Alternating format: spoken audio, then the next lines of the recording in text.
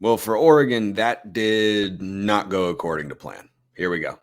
You are Locked On Ducks, your daily podcast on the Oregon Ducks, part of the Locked On Podcast Network, your team every day.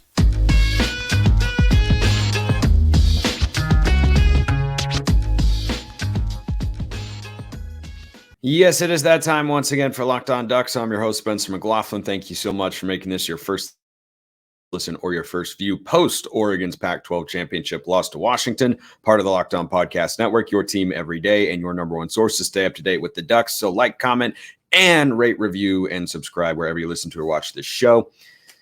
Okay, well, first of all, credit to Washington. Washington played a really good football game. Michael Penix made a lot of really good throws. 100%. Oregon's got nobody to blame but themselves. Washington played a really good football game. They were torching the Oregon secondary. Those receivers are really, really good. Penix was in the zone, and Oregon comes up 3 points short against Washington for the third game in a row.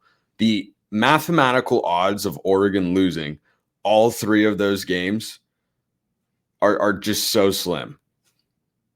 But what I said going into the game was, if Washington gets this to be a close game, it's advantage Huskies. Guess what? Close game, advantage Huskies. They have been great in close games all year. They were great situationally. Oregon, I thought, was good situationally, at least on offense they were. Fourth down conversions, did not have good third down plays in the first half. We'll get to that a little bit later. But, yeah, that one stings. That's going to sting. It's going to sting for a while. I mean, I believed in this team. And not to say that I don't, like, they just came up short. That team, think about it like this. In 2021, Oregon played in the Pac-12 Championship Game in that same stadium. Oregon did not lose a Pac-12 Championship Game that was played elsewhere. 0-2 at Allegiant Stadium. Clearly, it's not the Ducks spot. But in that game, Oregon got down and never made a comeback. I think it speaks to the culture in that locker room that Oregon was down 20-3 and rattled off 21 consecutive points, and that they ended up losing the game by 3 points. I think there are a lot of other football teams. There are a lot of other Oregon teams that would have rolled over and said, well, it's just not our day. And it ended up not being Oregon's day. But that's the silver lining that I take away, is that team, they just fight, and they didn't play well enough. Did not play well enough tonight to win the football game. A lot of things didn't go right, and Bo Nix for Heisman, that's done. Oregon to the playoff, that's done, and we're just gonna have to keep waiting for that one magical season that could have been a national championship, or could be a national championship season. It won't be this year, and that sucks because I think this team had a lot of the pieces. You had so many experienced pieces and players. And there were a lot of things that made all of us think that this team was capable of getting to that level. And guess what? They are. They just didn't play to it. They did not play their best football. They played one half of absolutely horrible football. And that cost them. When you play a good team like Washington, that's going to cost you. And, right from the start, defense couldn't get off the field. Hold to a field goal in the opening drive. That was great. Offense, boom, 3 and out. You can't put the defense back on the field like that. And, it sucks for us as Oregon fans. It 100% sucks, because how many times have the Ducks come that close? This again, that close. This is a sport, and most sports are like this, but I think college football especially, it's one that it is one with just a couple plays here and there, a couple things. I could change, let's see, probably 3 plays. If I change 3 plays, Oregon's 13-0, not Washington. But that's what it comes down to. And Washington, you got to give them full credit there. They look like they were back to being Washington. Apparently, they just get up for the Oregon game. That's the only way to put it. Washington State, 5-7. They struggled with them last week. Struggled with Arizona State. Struggled with Stanford. Struggled with Utah, who Oregon blew out. Barely beat Oregon State, who Oregon also blew out. Everything looked like Oregon was going to win the game. Everybody was picking Oregon. Josh Pate didn't think that the 9.5 point spread was big enough and such. And guess what? Oregon didn't play a good football game, and Washington did. And that's what it came down to. And that sucks. And that's the way that the chips fall sometimes. And by the way, I was in the post-game press conference, and, Lanning came out to speak first. And I like that guy. Yeah. Being 0-3 against Washington, yeah, that sucks. I mean, that is a blemish on what is otherwise a really strong resume from Dan Lanning. And I think that's an important thing to remember here as a Duck fan is don't let the sting of this loss make you feel differently about the Ducks head coach, the staff, the players, anything like that. They did not play their best football game. In no way do I think Dan Lanning, just because he's 0-3 against a really good football coach in Kalen DeBoer, do I think that Lanning is not a good enough coach or that Lanning's incapable of beating him. Eventually, he's going to have to, and we'll see what these two teams become as they go into the Big Ten. But I think Lanning is a guy that loves being Oregon's head coach, was crushed for the players. I know he's crushed on the inside as well. And, Bo Nix as well. When Bo Nix was talking, he had a couple of long answers to some questions. That guy cares. And I'm crushed for him. He played his heart out and came up short. And he did not have his best football game. He gave Oregon, as Dan Lanning said correctly, Bo Nix gave Oregon a chance to win. And unfortunately, they just didn't. And they came up 3 points short. And you can talk yourself into this, that, and the other thing, the penalties, the Michael Penix fumble. I didn't think that should have been overturned, but those sorts of things that you got to be able to bounce back from. And those are go either way moments. And they didn't always go Oregon's way, but the great teams were able to overcome. And Oregon's a great team. They just were not able to play like a great team tonight. So, yeah, it's disappointing. 11-1 regular season, and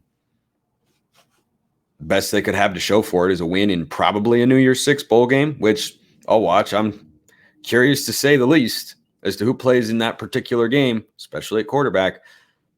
But I mean, just for this particular moment, everything that went into this game, a chance to just erase the previous two losses to Washington, and now they feel magnified. And now it's like a cloud.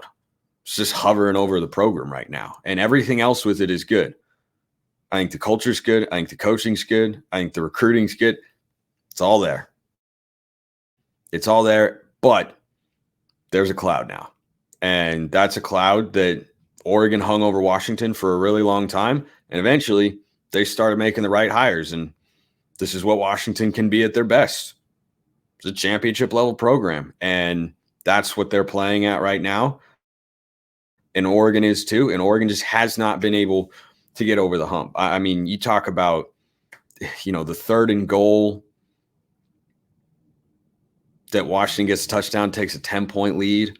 I don't know if the Huskies are calling the same defense, but if you hold them to a field goal there and they go up by 6, Bo Nix chance to go down, drive, win the game, a la the Holiday Bowl last year against North Carolina. I mean, a lot of different things. So that game did not go the way that Oregon wanted it to. Why did it not go that way? Well, there are a number of reasons. There are also a number of reasons why you should check out FanDuel. As the weather gets colder, the NFL offers stay hot on FanDuel. Right now, new customers get $150 in bonus bets with any winning $5 money line bet. That's $150 if your team wins, which unfortunately Oregon did not. If you've been thinking about joining FanDuel, there's no better time to get in on the action. The app is so easy to use. There's a wide range of betting options, including spreads, player props, over-unders, and more. So visit FanDuel.com/lockedon, kick off the NFL season. FanDuel, official partner of the NFL.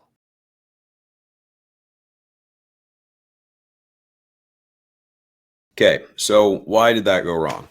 The offense was horrible in the first half until the final drive. And then it came alive, and Bo makes the big play to Tez Johnson, and Oregon goes down and punches it in and gives themselves hope. And They score. Oh my gosh. Can we talk about that third quarter opening drive? 4th and 5, tight window throw to Troy Franklin, and he makes the play. 3rd and 9, beautiful wheel route to Jordan James. 4th and goal at the 2. And Will Stein, to his credit, makes an adjustment. He doesn't call a sprint out. Enough with the sprint outs. I mean, can we ban sprint outs? Like, gosh almighty. It barely worked for Terrence Ferguson. It didn't work for Oregon early in the game on 3rd and 1, which I'll get to in a moment. Washington ran a sprint out, and it didn't work on 4th down. Nico Reed made an awesome play. I understand the idea, but man, everyone seems to know how to defend the sprint outs nowadays. So that game did not go Oregon's way. I do not put that game on the defense, though they did not play great. Jeffrey Bossa talked in the post game about how, the run fits weren't quite there, and he didn't feel like, coaches were calling the wrong plays. They just didn't go out there and execute. Oregon's inability to stop Washington from running the football was shocking. I mean, shocking. After you played an Oregon State team that has a much better rushing attack than Washington and held them in check, for Dylan Johnson to go off like that, Ryan Grubb, the Washington offensive coordinator, he called a masterful game in a lot of different ways. And Oregon's defense did not play their best. They got owned at the line of scrimmage, full stop. And yeah, losing Jordan Birch hurt.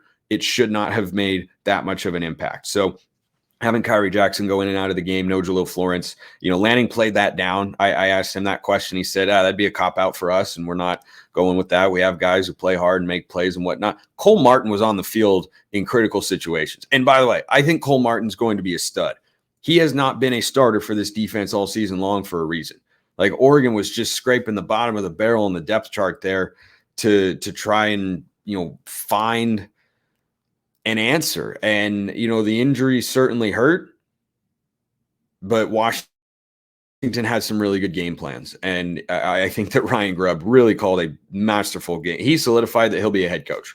He'll be a head coach somewhere shortly, within the next couple months. And it's because he's a really good offensive coordinator, and he had a great game plan. And Bossa talked about that as well, which was that, when Oregon brought pressure, right, which is something we've seen him do all season long really successfully, whether that's Bossa blitzing, Evan Williams, Tysheem Johnson, Kyrie Jackson, Washington had a counter for it, and that was max protection. And this was a big reason that Michael Penix was able to slice and dice. So when Oregon brought pressure, Washington just had an answer. Their offensive line played outrageously well, and they also had a great game plan to keep the back and tight end in protection and say, we're just going to trust our receivers. And guess what? Their receivers are really, really good, and they played really, really well. So that game planning element went Washington's way, and they neutralized that. There was some pressure on Penix. It was not consistent enough, and he had too much time to make big-time throws. He looked as healthy as he has, since he last played the Ducks. Apparently that's all he needs to, be back to his usual form. And he was absolutely amazing. He had the bad interception. That's what he's been, mostly over the last few weeks. But the OG Michael Penix that we've come to know and fear, yeah, he was back. He was back in full force and making big time NFL throws. And that's, something else that caused this game to go awry defensively. Oregon has to make, Jeff Schwartz tweeted this out, and he's 100% right. Oregon either has to find a corner that can be the nickelback or find a safety that can cover, because Oregon safeties could not cover in this game. They could not cover Washington's receivers. Every single time I'm sitting up there in the press box with my guy Max Torres, and every time Washington put a receiver in motion, it felt like that shifted a matchup to a receiver on a safety. I mean, Jalen McMillan beat Steve Stevens badly. Tysheem Johnson got beat several times. Evan Williams should have been beat for a walk-in touchdown early in the game, and Penix just missed the throw. I mean, McMillan, it was a great play call. They go 3rd and 5, they go out and up, and Evan Williams bit on it big time, and he got torched, but there was enough pressure to disrupt Penix, I think, and he missed the throw. But Oregon safeties could not cover Washington's wide receivers. That was the biggest factor in the game. I actually thought the corners did all right. Dante Manning got flagged a couple of times. That was to be expected. And I did not think that he had a bad game at all. I thought Dante Manning played well. Kyrie Jackson, when he was on the field, was magnificent all night long. Nico Reed did a decent job, got beat a couple times. Why? Because he's not, he's not at the top of the depth chart for a reason. And those Washington receivers are just too good in the 50-50 balls. And so when Jackson's going in and out of the game and Florence isn't there, it's just a tough matchup for the Ducks, clearly, because they had no answers. And, Penix was fitting the ball into some tight windows, like when Justin Jacobs almost had that pass deflection and whatnot. And I just thought that Oregon secondary was outmatched. And the defensive line, I said going into the game, if Oregon gets pressure on Michael Penix, Oregon wins. Well, they didn't have enough pressure on Michael Penix. Got some, did not get enough. It was not good enough. And you got to credit Washington's offensive line. They played really, really well. Oregon was trying to bring pressure. Oregon had Brandon Dorlus out there and a bunch of other guys that we know can get after quarterbacks. It wasn't good enough. And Penix had time to throw, and he made some big time, just beautiful throws that you look at and you go, tip your cap. Tip of the cap. And receivers being guarded by safeties, that just did not work. And the plan was to try and pressure Penix, and Washington had an answer, and that left guys on islands, and they weren't able to cover. I don't hate the game plan. Pressuring Penix needed to be priority number one. They weren't able to do it successfully, and then that leaves one-on-ones, and you got to trust your guys at some point. They have to be able to go out there and make plays, and they made some. They didn't make enough. They did not make enough, and Washington's receivers are just all really, really good. And that downfield passing game just it got him. It got him. So that's what I saw defensively. Offensively, man, that first half was a rough watch. Oregon didn't have its first down till a minute had gone by in the second quarter. That is unacceptable. And why, the defense didn't play great, but I didn't think it was horrible, because they were on the field so much in the first half, and they held the field goals in critical moments. And, the special teams allowed a big punt return. And I thought the defense was put in some tough spots, certainly should have played better, did not play their best game. But, man, the offense wasn't helping them out. I mean, you're on the field, right? Oregon wins the toss, they defer. I'm a defer kind of guy. And so Oregon wins the toss, they defer. Washington goes on a 15-play drive in which the defense wasn't able to get off the field. A couple of the plays were too easy, but Washington's a great offense with a really good OC. So they go on a 15-play drive, and they hold to a field goal. And what does the offense do? They come on the field and go 3 and out in 60 seconds. You got to be able to play better complementary football there. And that brings me to the offense and Will Stein, and I think Will Stein is outstanding. He did not have a good game. Lanning, I think in the post-game presser, whether it was intentional or not, sounded like he was critical at one point in time of instances in which Oregon could have run the football and decided not to.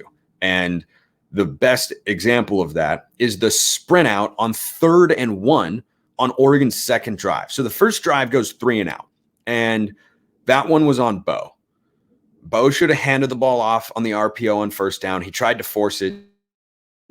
That he needed to hand the ball off on first down, get ahead of the sticks. And he didn't. And then, could have had a hook on the Troy Franklin play. It wasn't an egregious missed call, but there's definitely a hook there. It wasn't a massive one, but it was there.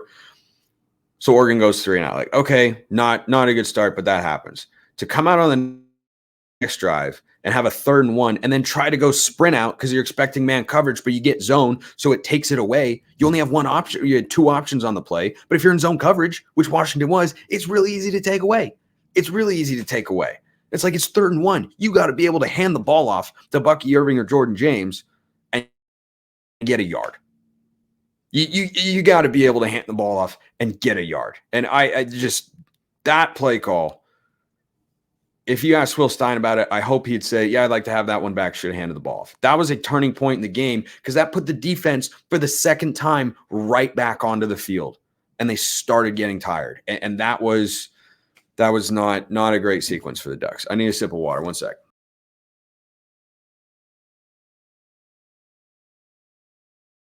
So just a horrible start, and Washington secondary played very well, by the way. I mean, they played as well as I have seen them play all season. They were flying around. They were making open field tackles. They were in great coverage positions. They were really good. I mean, really, really good. And then at the line of scrimmage, Oregon's offensive line, which is up for the Joe Moore Award, showed why they are not going to win that award. They got manhandled. There was not a lot of running room for Bucky Irving and Jordan James. Eventually, they opened up some lanes, but Oregon got outgained on the ground by Washington in this one. I just that should not happen. That is not what Washington does philosophically, and that's a testament to, I think, the defense being a little bit tired because the offense couldn't sustain drives early on, and also the run game. There was not a commitment to it like I thought there would be. Given Washington's struggles defending Oregon's ground game in each of the previous two meetings, I am really surprised that the Ducks came out and were trying to just throw the ball all over the place. Now, Washington's pass defense is not good statistically. They were good tonight, but they have not been good this season statistically. So I'm not saying don't throw the football, but look at the way that Oregon's offense ran the football the last couple of meetings, which brings me to Bucky Irving. I love Bucky. He's been awesome this year. He's got a unique style. He is a tough, physical, hard-nosed runner. That was his worst game as a Duck, and I don't know that it is close. I think it was even worse than his game last week against Oregon State, in which he had just 14 carries for 43 yards. So I talked about this with Bucky Irving recently, and it was in regards to his style of running. What Bucky Irving doesn't do, which Jordan James was doing, is taking what is actually there. What makes Bucky Irving special is he can make something out of nothing. And when he does that, it is unlike any other running back Oregon has ever had. The problem is that I think teams have watched film on him and understood that he has a tendency to get into open space and then stop his momentum. He has a tendency to want to put his foot in the ground really, really hard and basically come to a standstill, and teams have caught up on that.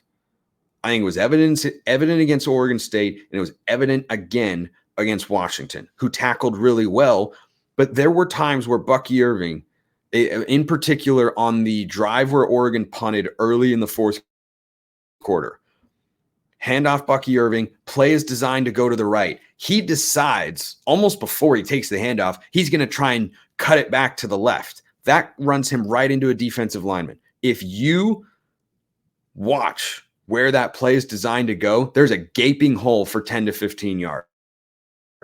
And he just was not seeing the field correctly. Vision is an underrated component of being an effective running back, and Bucky's vision tonight was way off. He was not seeing the holes. Jordan James was. And once Oregon came out in the second half and, got something going on the ground, they didn't really stick with it because they were trailing in the game, and they had to make sure that they were, making enough explosive plays and whatnot. But, Jordan James had the touchdown, and Jordan James had a big reception on 3rd and 9. That was probably Bo's best throw of the night, other than the Trayshawn Holden touchdown. That was a seed as well. I was really frustrated as an Oregon fan watching Bucky Irving play. He's such a great player, and he was not playing well, and they kept going back to him. It felt like Bucky Irving and his inability to just get downhill and be a one-cut kind of guy, his just stubborn persistence to be a 4 or 5 cut kind of guy was really costing the Ducks offense on the ground tonight. That's the way that it looked to me. And every time Jordan James was out there, it felt like they were making a big play. He had the big passing play. Bucky Irving dropped one on a slant route, a ball that he definitely should have caught. And then he just, every time he ran, he would just stop and try to, it's like he didn't give the play a chance. Bucky's style is so great because when there's nothing there, he can make something of it. But when there is something there, he needs to learn to take it, and he just refused all the time, whether it was swing passes or runs between the tackle. he just refused to take what was there and where the play was designed to go. And that was a frustrating thing to watch. And Jordan James was doing it. And I mean, I said at halftime, I went up to Cameron Derby of KEZI and I said, man, I think you got to just go with Jordan James. And then Jordan James comes out and he makes a big play on the ground. And then they go right back to Bucky Irving. And I'm like, play the hot hand. That's what the running back position is. That's why you want 2 or 3 guys back there so you can play the hot hand. And Jordan James had the hot hand. And Bucky Irving, it's a weird thing to say because he's been so good this year and so awesome and so consistent. He felt like he was a liability for Oregon's offense. And that's one of many things that cost the Ducks offensively in this game. I think not establishing the run in the early going, and it was nice to see Oregon convert, 3rd and 4th downs. The 3rd downs early were terrible, but convert 4th downs against Washington. Hey, turns out it's possible if you don't call a sprint out. That T-Ferg touchdown. T-Ferg, oh my gosh. Is that guy great or what? I've been in the T-Ferg fan club. I might have been head of the T-Ferg fan club for quite a while.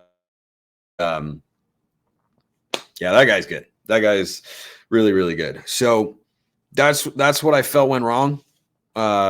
Just not getting to the ground game enough early and not establishing that and keeping that balance, I think put Oregon in a lot of obvious passing situations. The offensive line also, when they did run the ball, I think they just didn't get in a good rhythm with it because it was such a passing-centric offense early in the game. It's like, this is not an air raid offense. I don't really know what's going on there. But when they did run the football, a lot of times there was nowhere to go because the offensive line didn't have a good game. They've been great all year. They were not good tonight. They were not good. Bo Nix was not sacked, I don't believe. They did great in pass protection. They were not good running the football. It felt like the Texas Tech game, and yeah, that sucks. And defensively, I think I covered mostly everything from an instant reaction standpoint. Not enough pressure on Penix consistently, and safeties can't cover receivers. That's your ball game. So what does Oregon do now? Well, the Ducks will play in a big-time bowl game. I know people don't care about it, and when you're this close to getting to the playoff and a chance to play for a national championship, yeah, that makes it hard to get excited about a bowl game. What I'll say is, how many days a year do you have the opportunity to wake up and watch Oregon football on TV or in person? And the answer this year is going to be 14. So I'm going to enjoy that as best I can. And I still feel really good, ending with optimism today on what is, a negative vibe overall. I still feel really good about Dan Lanning. I still feel really good about the state of the program. And yeah, this sucks. But let me ask you this question. For all the negative feelings that we're all feeling right now in a big, big way, does anybody feel like this is the last time Oregon's going to have a chance to play for a national championship until 6-7 years down the line? Because I don't feel that way whatsoever. I feel like this is a team that in the 12-team playoff is going to contend. Like I see enough of the underlying basics. That's not the word I'm looking. Foundation. I see enough of a foundation, even in what is going to be a deep and competitive Big Ten, for Oregon to compete for a playoff spot year in and year out. That's what I expect the program to be. That's what I think it can be. And I still feel good about where they're going in that regard. It just sucks that, there isn't going to be another game that directly affects Oregon's chances of getting to a national championship for about 10 months. So, or 9 months. 9. I can't do math. So for about 9 months. So, we're not fully into off-season mode. There'll still be a big bowl game. Could be fun if we're playing Ohio State. A little Big Ten preview there. If Ty Thompson's the starting quarterback, we'll just have to wait and see. But I feel good about the future of the program. I really, really do. It just sucks because this team could have done something special, and they didn't play their best game tonight, and that sucks. Credit to Washington. we'll leave it there. Appreciate you listening. I'll see you next time. Have a wonderful rest of your day, and go Ducks.